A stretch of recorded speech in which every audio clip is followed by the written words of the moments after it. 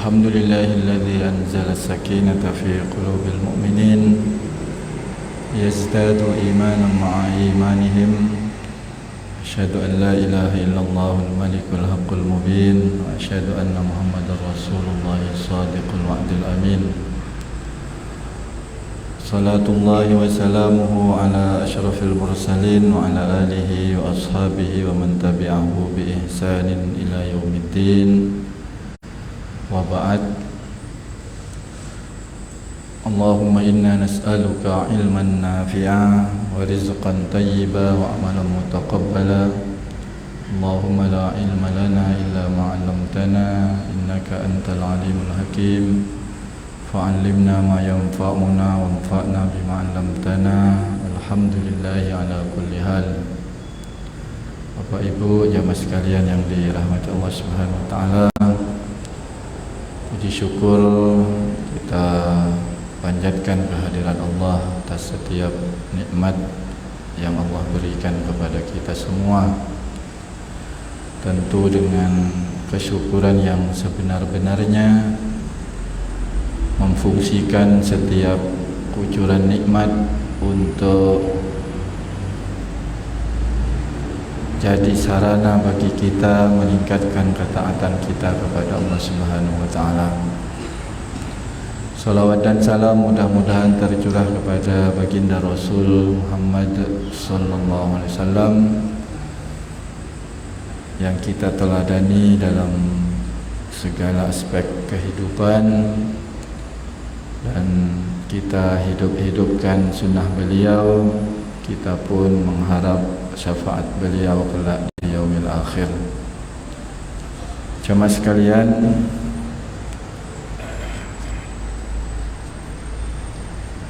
kita akan mengkaji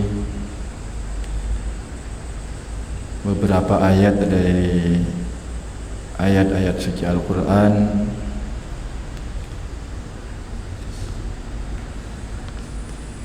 Kali ini kita akan mengkaji surat Al-Fajr. Mari kita baca beberapa ayat. Kalau terlalu panjang, di ayat 1 sampai 14 lah. Kita baca bersama. A'udzu billahi minasy syaithanir rajim. Bismillahirrahmanirrahim. Wal fajr wa layalin 'ashr wasyaf'i wal watr wal layli idza yasr hal fi dzalika qasamun lidhi hijr alam tara kayfa fa'ala rabbuka bi'ad irama dhatil 'imad allati lam yukhlaq mithluha fil bilad wa thamud alladhina jabu as-sakhra bil wad wa fir'auna dhil awtad alladhina taghaw fil bilad fa aktharu fiha al-fasad fasabba 'alayhim rabbuka sawta 'adhab inna rabbaka labil mirsad. Allahumma rahmna bil Quran. Al-Fajr Makkiyah, turun sebelum peristiwa hijrah Nabi SAW dari Makkah menuju Madinah. Surat ini sesungguhnya dikategorikan sebagai bagian dari surat yang pendek. Maka ada riwayat ketika dulu Mu'ad bin Jabal sholat ngimami salat. Kemudian fasalla ma'ahu, ada orang yang bermakmum kepada Mu'ad, tetapi ternyata bacaan Mu'ad itu panjang surat-suratnya. Fasalla fi nahiyatil masjid, akhirnya orang ini merasa keberatan memilih memutus sholat jamaahnya, sholat di samping masjid. Kemudian Mu'ad menemui orang tersebut sembari mengatakan, faqal munafik, kamu itu munafik katanya. Jadi tak betah berlama-lama di dalam sholat, terus dianggap munafik. Kemudian hal tersebut diadukan kepada baginda Nabi sallallahu alaihi wasallam. Faqala ya Rasulullah, ji'tu usalli ma'ahu fatawwala alayya fansaraftu wa sallaitu fi nahiyatil masjid. Ia ceritakan apa yang ia alami kalau kemudian sholat di samping masjid. Kemudian apa sikap Nabi sallallahu alaihi wasallam? Beliau sampaikan kepada Mu'ad, afattanun ya Mu'ad, aina anta min sabbihi isma rabbikal a'la wasyamsi wa duhaha wal fajr wal laili idza yaghsha. Yang intinya Mu'ad ditegur oleh Rasul sallallahu alaihi wasallam, jangan ngimami sholat berjamaah dengan bacaan surat-surat yang panjang yang menyebabkan nanti munculnya fitnah. Maka disarankan untuk membaca surat-surat yang pendek. Nah, ternyata yang disebut oleh Nabi Sabbihisma rabbikal a'la, surat Al-A'la, wasyamsi wa duhaha, surat Asy-Syams, wal fajr, termasuk surat Al-Fajr itu ya dikategorikan surat pendek. Wal laili idza yaghsha, begitu juga surat Al-Lail. Jadi ya bagi Nabi, bagi ukuran sahabat, surat Al-Fajr yang 1 halaman lebih itu dibaca dalam 1 rakaat masuk kategori surat pendek. Tapi bagi jamaah Masjid Al-Huda, ya surat Al-Fajr masih dianggap sebagai surat yang panjang. Pendek ya alhamdulillah. Insyaallah. Nggih, itu satu riwayat yang intinya surat Al-Fajr itu sebenarnya kategori surat pendek. Kita masuk kajian ayat demi ayatnya. Wal fajr, demi fajar. Allah memulai surat ini dengan beberapa sumpah. Mungkin sering disampaikan kepada kita, tidaklah Allah itu bersumpah di dalam ayat-ayat suci Al-Quran kecuali bahwa kandungan surat yang diawali dengan sumpah itu adalah kandungan yang amat sangat penting, sehingga membutuhkan perhatian yang jauh lebih serius. Sebagaimana keumuman fungsi sumpah, jenengan kalau sumpah menyatakan sesuatu kemudian belum dipercaya, biasanya kemudian diulang dengan ditambahi sumpah. Itu untuk menunjukkan bahwa statement yang disampaikan serius, sangat penting, sehingga butuh perhatian yang lebih. Maka demikian pula halnya surat-surat di dalam Al-Quranul Karim diawali dengan sumpah, nanti kandungannya tentu adalah sesuatu yang menuntut diri kita untuk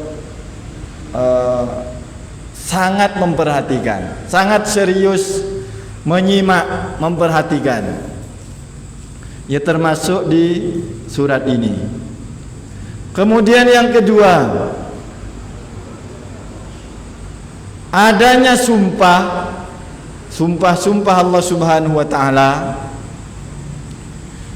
hal yang dijadikan sebagai sarana sumpah oleh Allah biasanya mengandung nilai yang istimewa. Ya, misalnya wal fajr, berarti fajar itu adalah sesuatu yang istimewa. Nanti kita urai, kita kaji bersama-sama apa itu al-fajr. Menunjukkan bahwa yang dijadikan sebagai sarana sumpah pasti adalah sesuatu yang penting, sesuatu yang sangat istimewa. Ya, ayat pertama Allah bersumpah dengan fajar, wal fajri, demi fajar. Dan ternyata para ulama berbeda satu dengan yang lain memaknai al-fajr. Walaupun nanti ya saling menguatkan sebenarnya.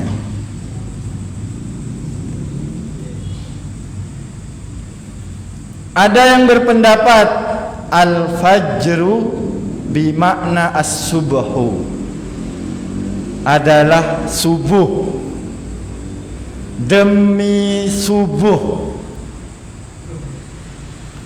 Kemudian ada yang berpendapat ya sholatnya. Kalau tadi waktunya, waktu subuh. Ada yang berpendapat wal fajr itu demi sholat subuh.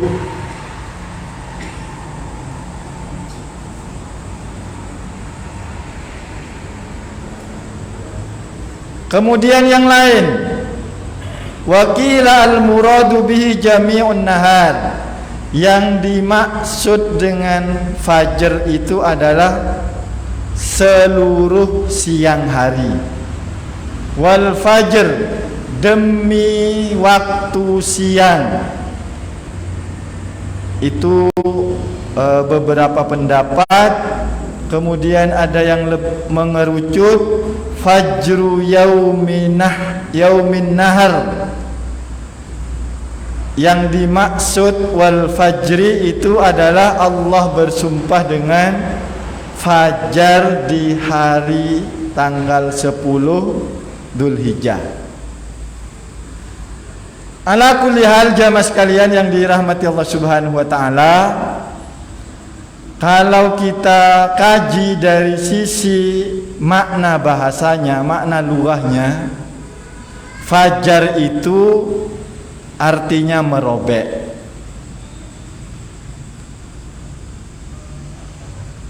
Lah, waktu fajar dikatakan waktu fajar karena waktu tersebut merobek kegelapan malam, sehingga malam menjadi lenyap tergantikan dengan terang benderang.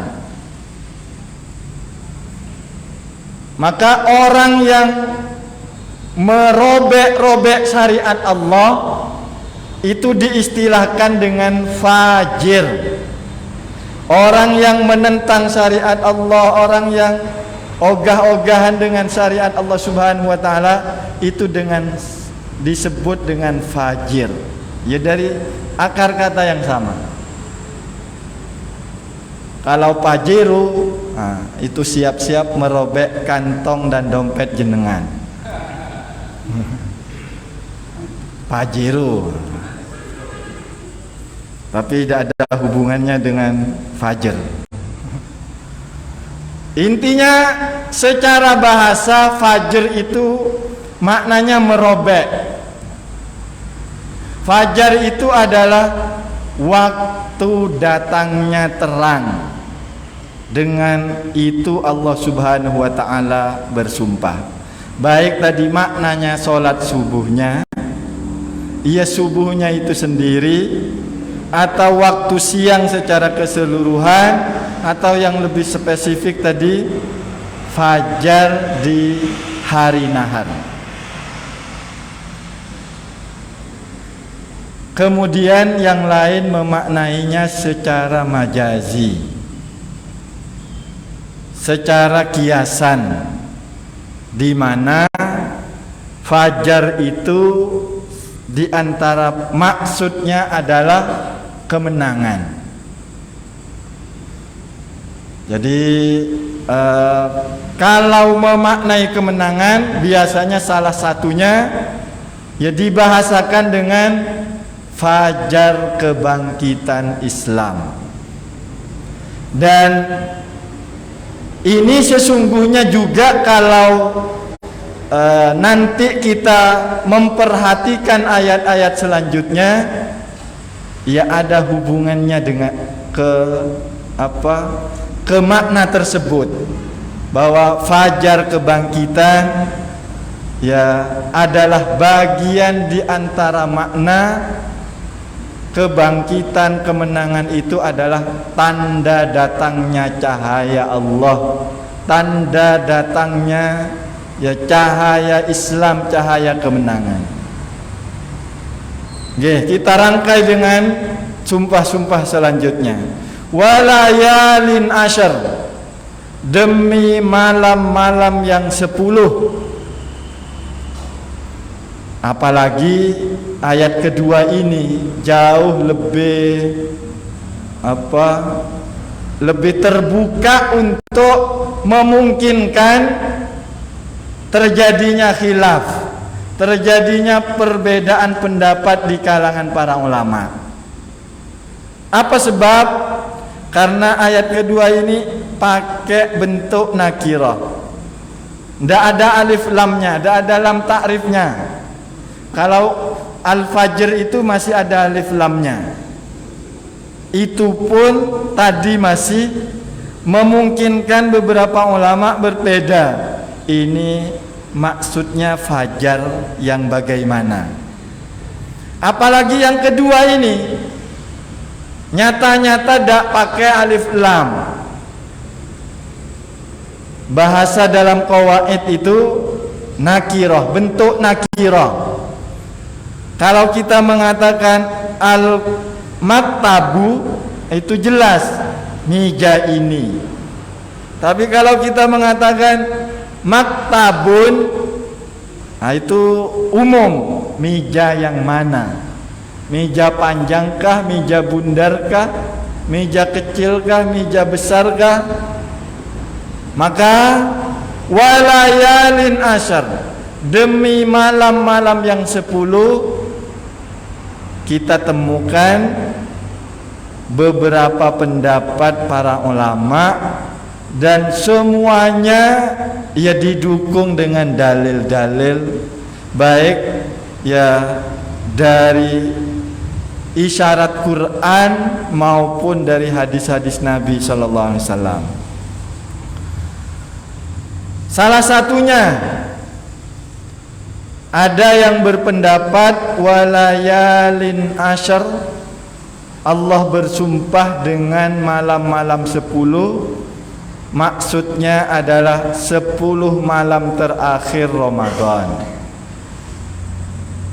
Dan itu memang termasuk bagian di antara waktu-waktu yang istimewa. Bahkan orang-orang beriman ya memburu salah satu malam yang diisyaratkan oleh Nabi fil ashril awakhir min Ramadan, di 10 malam terakhir Ramadan. Apa yang diburu? Lailatul Qadar.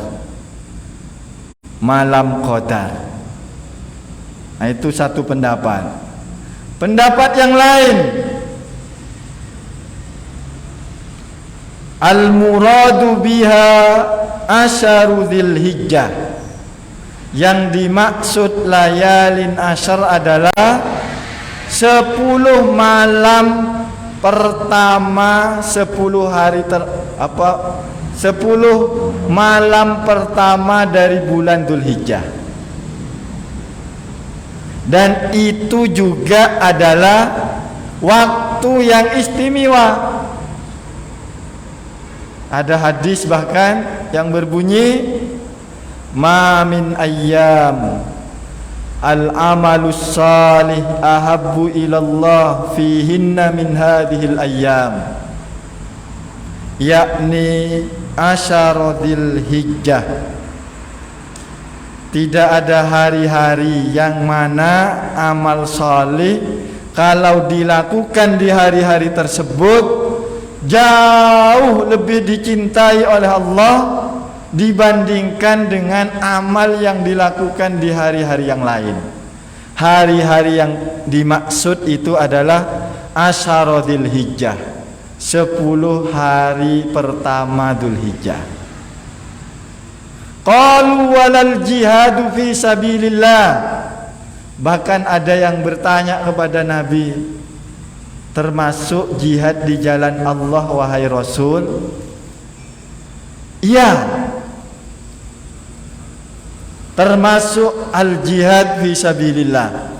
Tidak mampu dalam tanda kutip mengalahkan keistimewaan amal salih yang dilakukan di 10 hari pertama Dzulhijjah.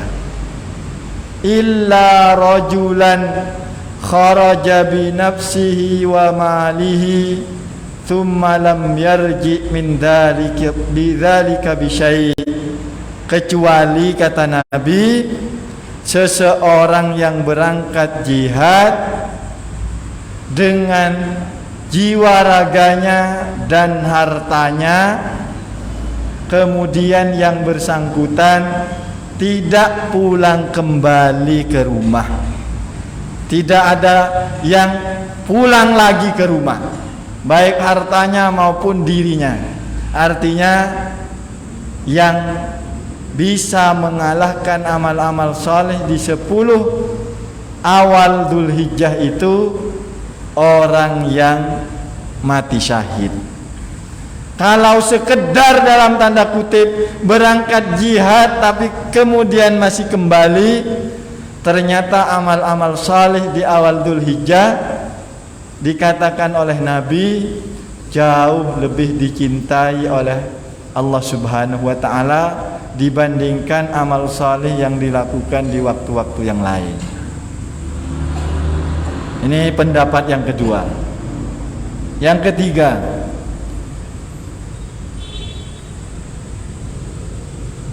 al-muradu bidzalika al-ashrul awwalu minal muharram. Yang dimaksud 10 malam walayalin asyar, Allah itu bersumpah dengan 10 malam awal bulan Muharram. Dan itu ya juga ya adalah hari-hari malam-malam yang sangat diistimewakan oleh Allah Subhanahu wa taala. Cukup insyaallah walayalin asyar. Intinya Allah bersumpah dengan malam-malam yang 10. Kita mau meyakini yang 10 malam terakhir Ramadan, monggo. Meyakini 10 awal Dzulhijjah, dipersilahkan.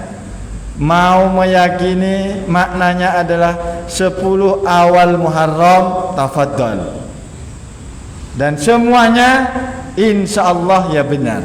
Karena 10 hari-hari tersebut ya adalah waktu-waktu yang sangat istimewa. wasyaf'i wal watar, demi yang genap dan yang ganjil. Ini juga banyak, tapi secara singkat kita sampaikan. Maksud yang genap, sebagian berpendapat adalah yang genap itu selain Allah. Karena Allah menciptakan segala sesuatu zaujain, berpasang-pasangan. Namanya berpasangan ya genap. Ada langit bumi, ada laki-laki perempuan, ada jantan betina dan seterusnya. Kemudian al-witr yang ganjil itu adalah ya Allah Subhanahu wa ta'ala. Pendapat yang lain, wasyaf'i wal watar, maksudnya adalah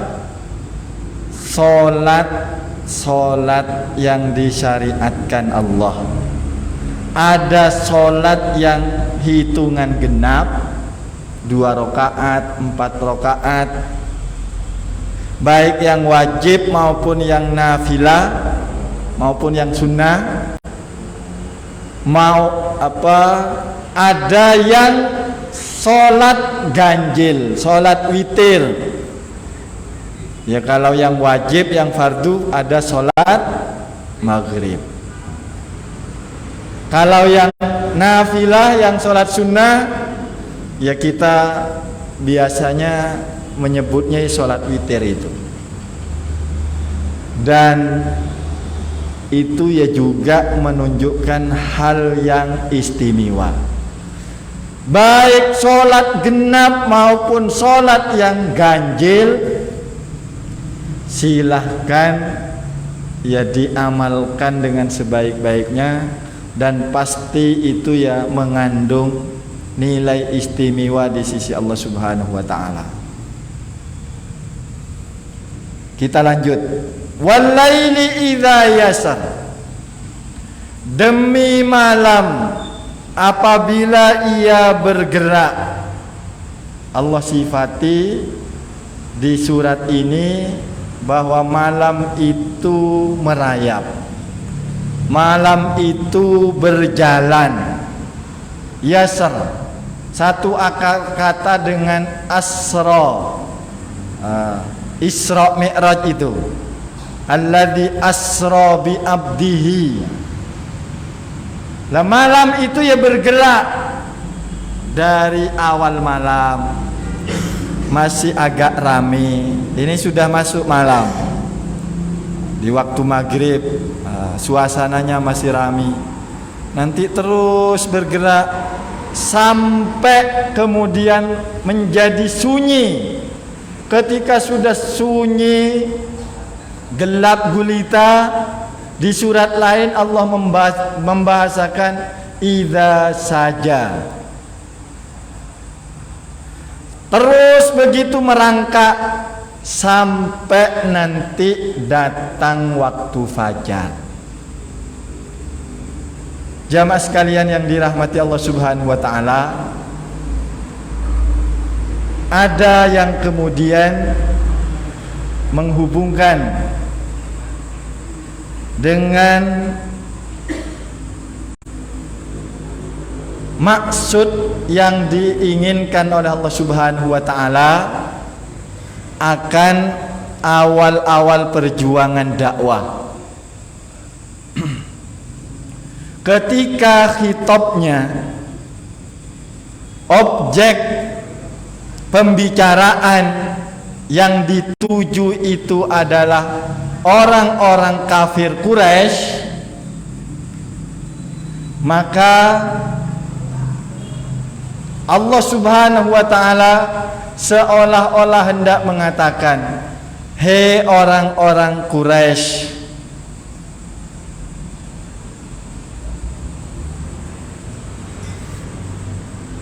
wal fajri wal layalin ashar wasyaf'i wal watr wal laili idza yasar. Jazakallah.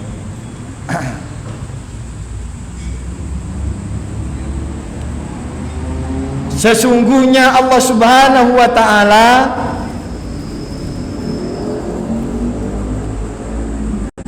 menetapkan fajar bagi kaum muslimin, kemenangan bagi kaum muslimin.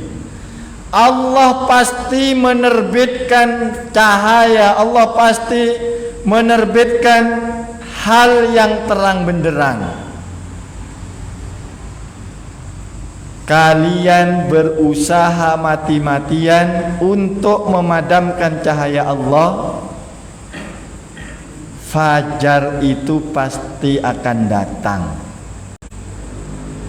Dan tergambar pula ketika ayat kedua dimaknai secara majazi oleh sebagian ulama,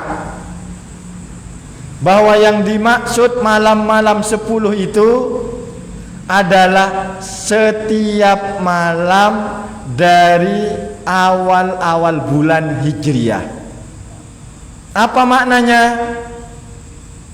Jamaah sekalian, kita itu kalau memasuki awal-awal bulan Hijriah, kita akan mendapati cahaya bulan itu ya begitu signifikan perubahannya. Dari tanggal 1, 2, 3 sampai 10.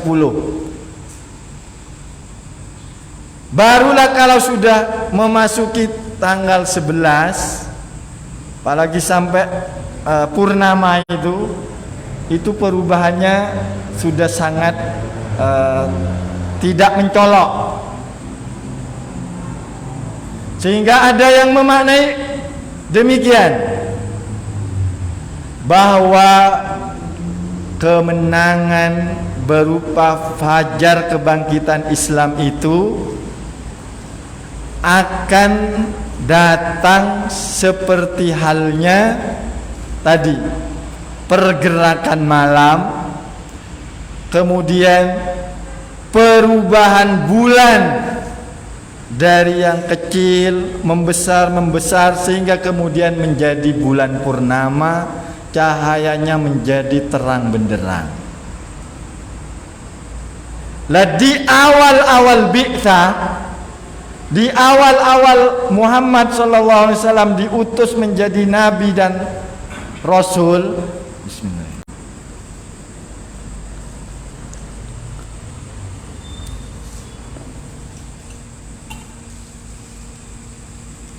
itu memang belum nampak kelihatan.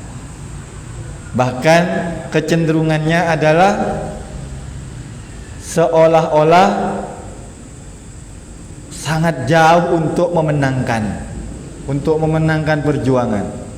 Apalagi mendapati sebagian di antara sahabat-sahabat Nabi as-sabiqunal awwalun mengalami intimidasi dari orang-orang kafir Quraisy luar biasa.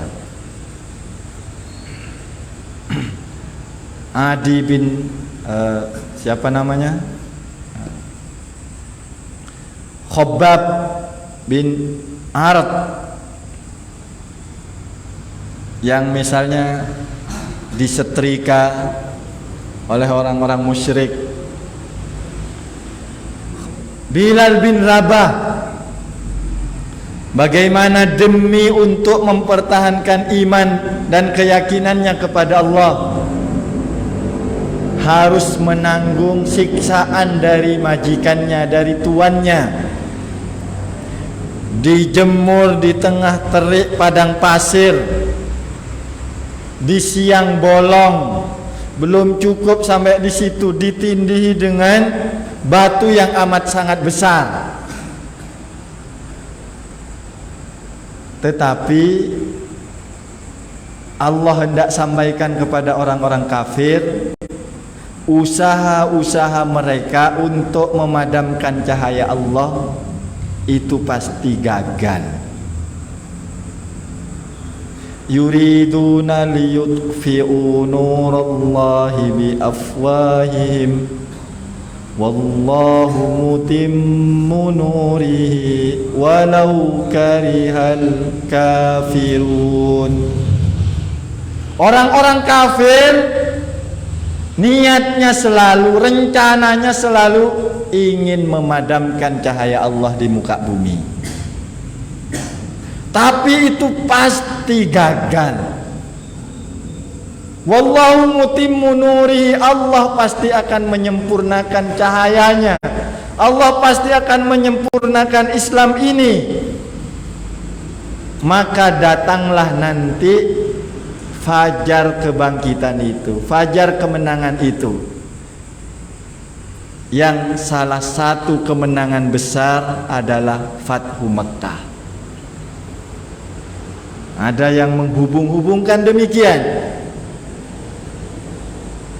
Ketika khitabnya itu adalah kaum muslimin, terutama para sahabat Nabi di saat itu, ketika mendapati tantangan dakwah yang luar biasa berat, Allah Subhanahu wa taala hendak menanamkan optimisme di hati-hati mereka bahwa kemenangan itu pasti datang.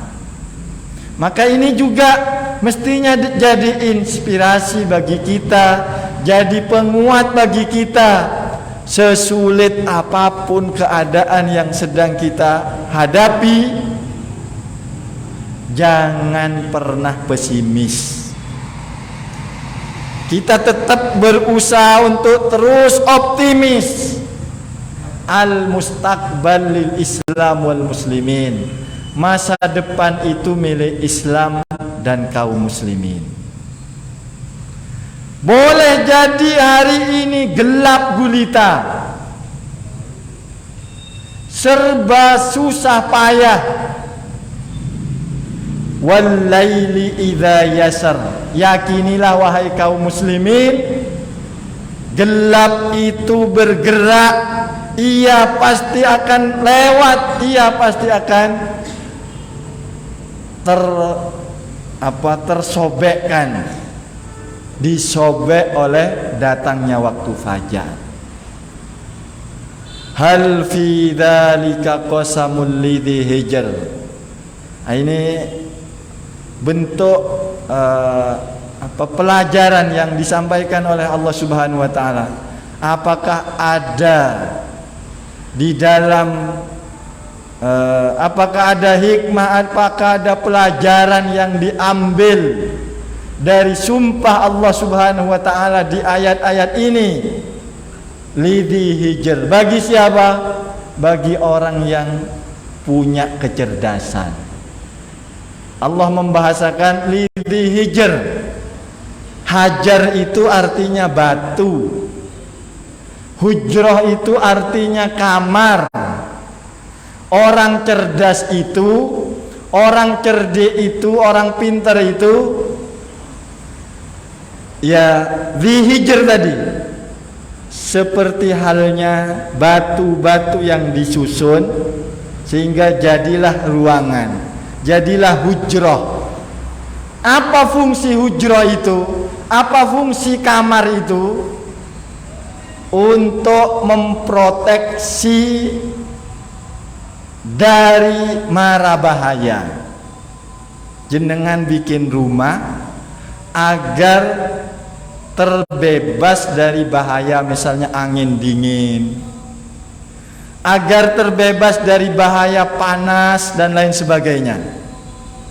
Lah orang pintar, orang cerdas dibahasakan oleh Allah Subhanahu wa taala di surat ini dzihijr. Orang yang punya proteksi diri dari perkara-perkara yang membahayakan. Orang yang kuat membentengi dirinya.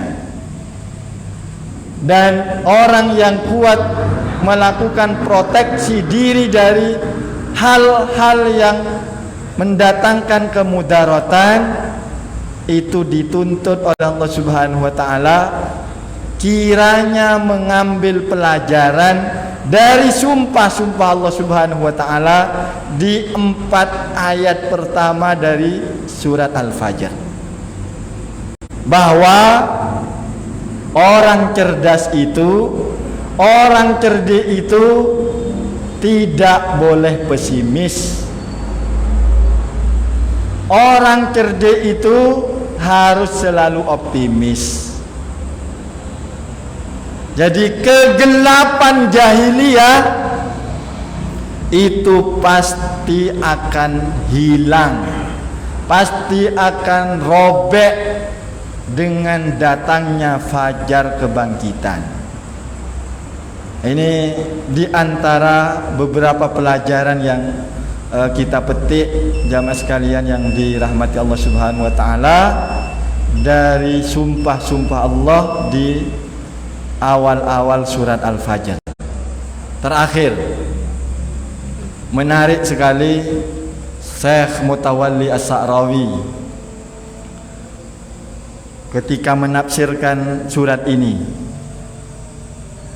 Beliau menghubungkan 4 ayat pertama dari surat Al-Fajr dengan penutup surat Al-Fajr.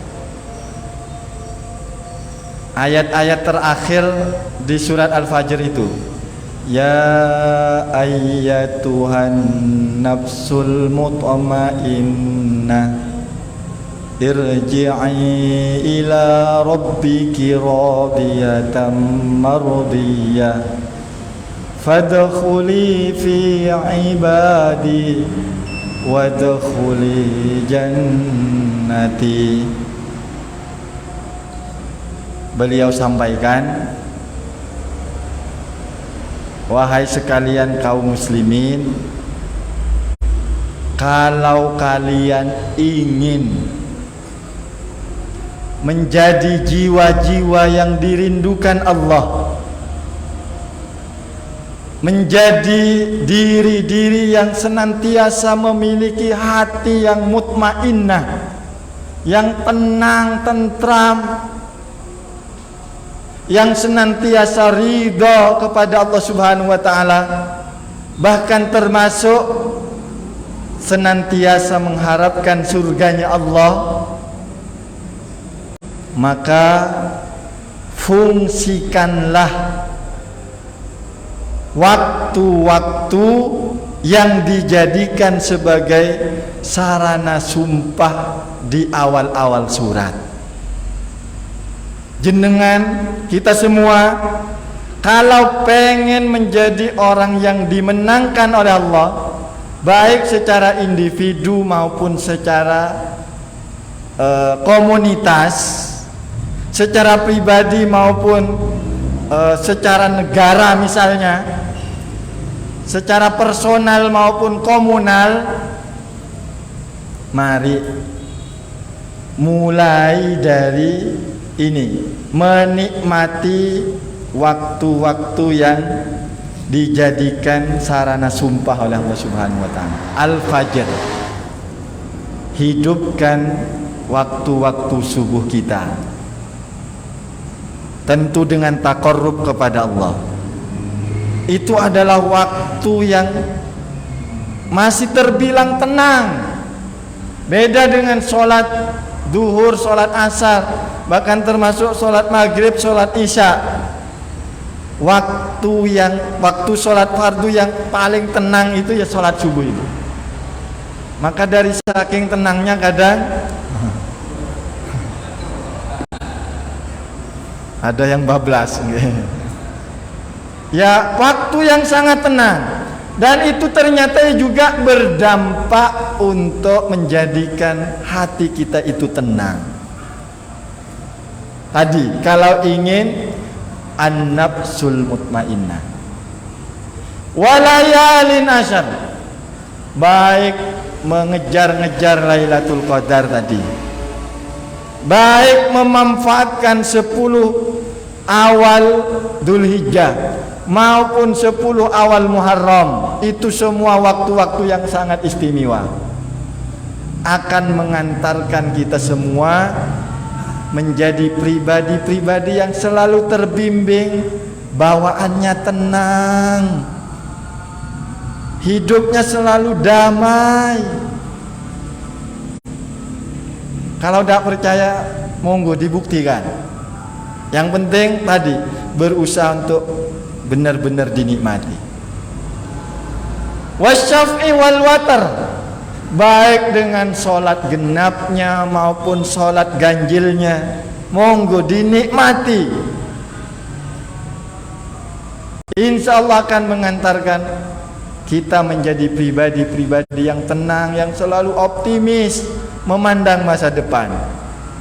Wal laili idza yasar, malam itu pasti bergerak. Hari ini mungkin kita dirundung kesedihan. Kita hari ini mungkin dirundung gulita hati ketika kita mengisi sebagian malam-malam kita untuk taqarrub kepada Allah, untuk taat kepada Allah Subhanahu wa taala.